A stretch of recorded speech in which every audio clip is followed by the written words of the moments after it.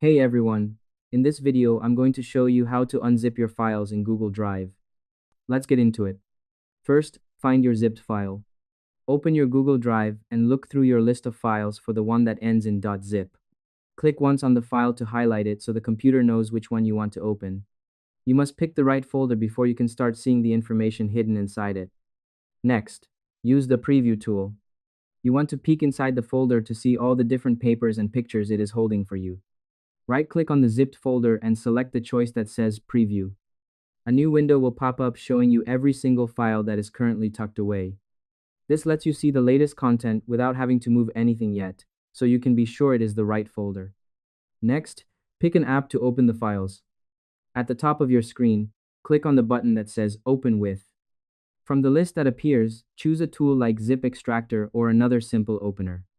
Google Drive needs an extra tool to unzip these folders. Next, save the unzipped files.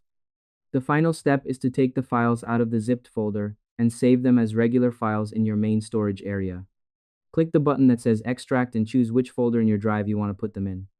Once the files are extracted, they are no longer zipped up, and you can open them like any other document. Now your setup is ready, and you can use your files easily. And that's it.